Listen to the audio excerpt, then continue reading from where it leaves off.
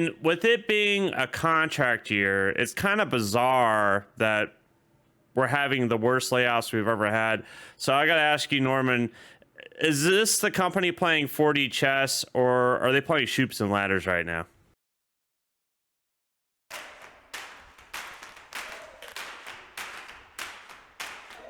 The facts, dates, and events presented in this video are from the member's best recollection and may not be fully accurate.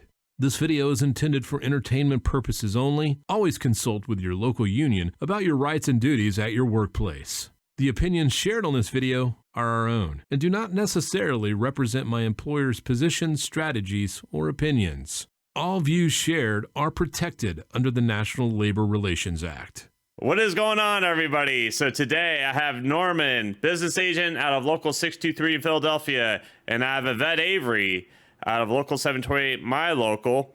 And we're going to be covering two things. First, we're going to be talking about layoffs. There's layoffs everywhere right now.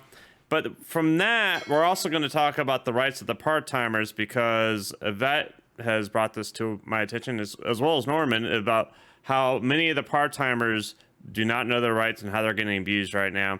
So with that being said, layoffs are supplemental, and I know that this channel is more national.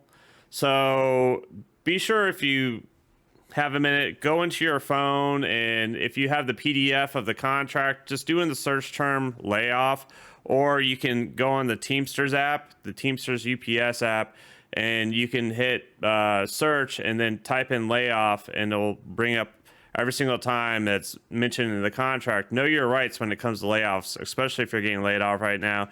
And also, don't forget to look under the letter of understanding. Sometimes you find stuff in there as well. So, Norman, I'm going to throw it to you first. See, in Roswell Hub, we've never really had layoffs.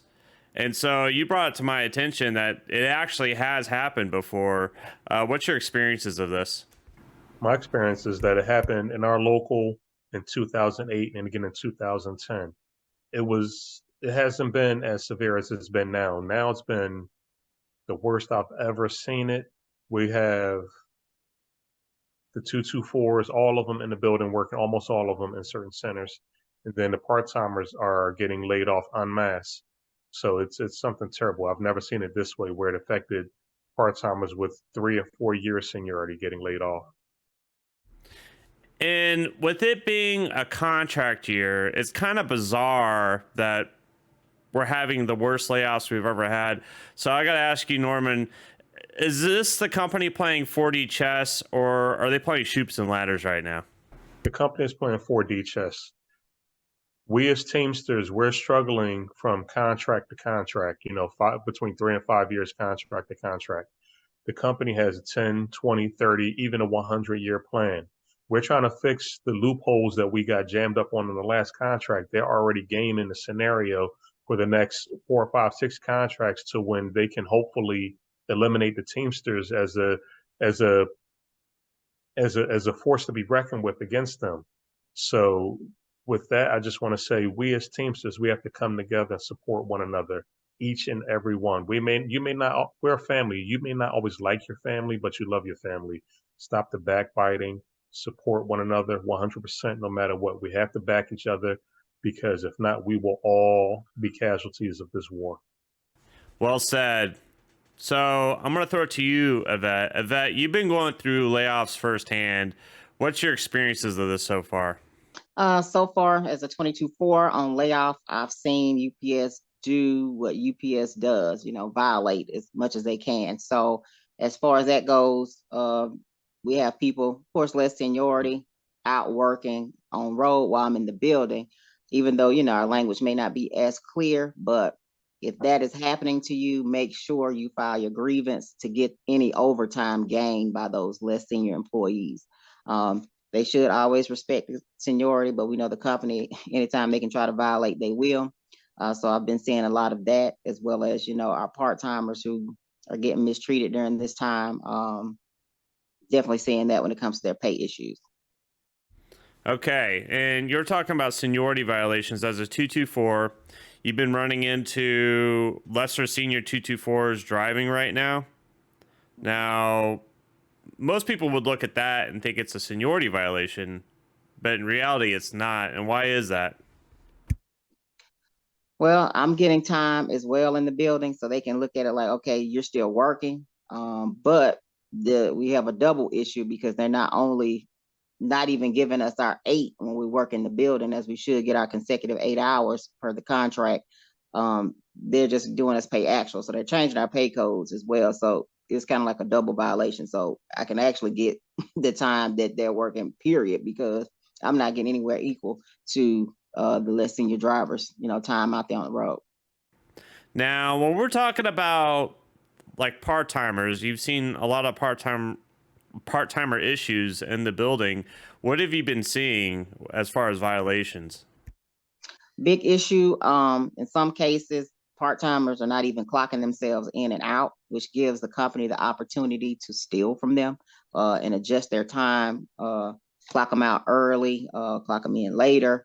So those are super issues. I've been trying to educate those part-timers while I've been inside to document by taking a picture when they clock in, clock out, make sure they get their guarantees by coming in on time, and demand that they get their guarantee every day. So, Norman, I'm going to throw it your way now. What issues have you been seeing with the part-timers lately? Ooh, what haven't I seen? I've seen issues where part-timers come to work and they're told, oh, we're at our staffing levels. I can only work 6 people. You're number 7. You have to go home when they're on time. Of course, I get them to work. I've seen where part-timers are coerced. Oh, the work is quote unquote done after maybe 2 hours on shift. And then, okay, you guys can go home. But they couch it in such a way where if they're telling them they have to go home, no one's reporting that to me, but they'll say, you can go home. Or, okay, guys, we're done.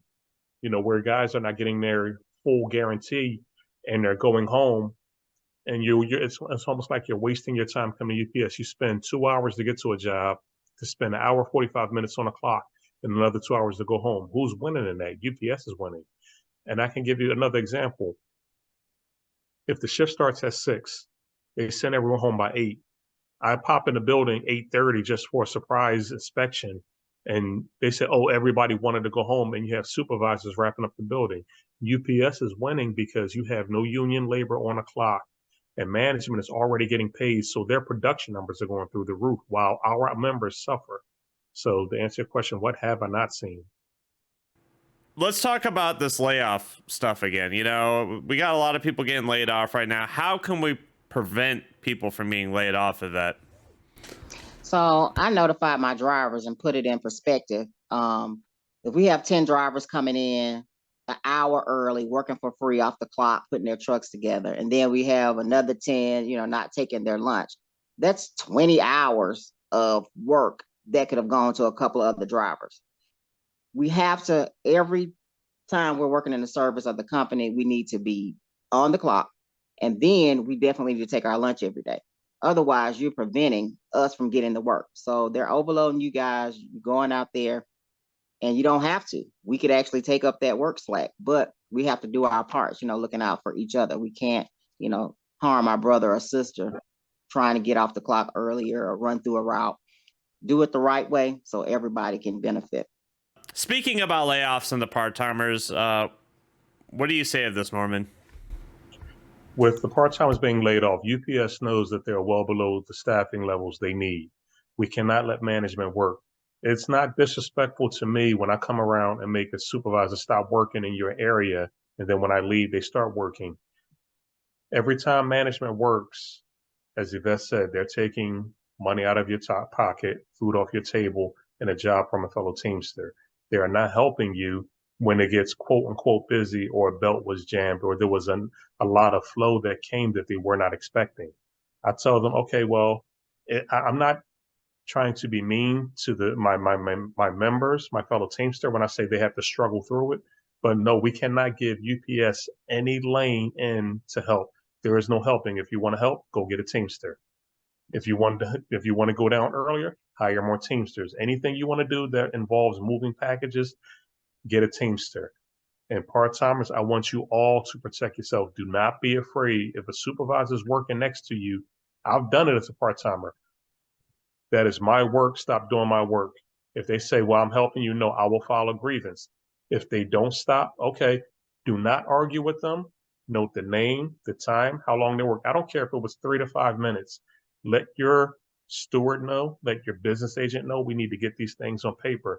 That is the only way. As long as supervisors work, we will continue to lose Teamster jobs, especially in a job climate like this or a labor market like this. Well, you know, it's that time again. Shout outs. Yvette, who's your shout out tonight? I definitely want to shout out all the part-timers who are, getting up early and coming in late just to get the job done. Continue to push through. We got your backs. You deserve more and you're going to get it. Just help us in the fight. Norman, shout outs. Who's the shout out tonight? I want to shout out to all the members, all the union staff, all the BAs, stewards, and office staff at 623 in Philadelphia. Hey guys, we got a fight ahead of us. We got to stick together. We're going to bring it home. And I want to give a shout out to all the members who've been sharing these videos because we broke 2,000 subscribers. Appreciate you guys.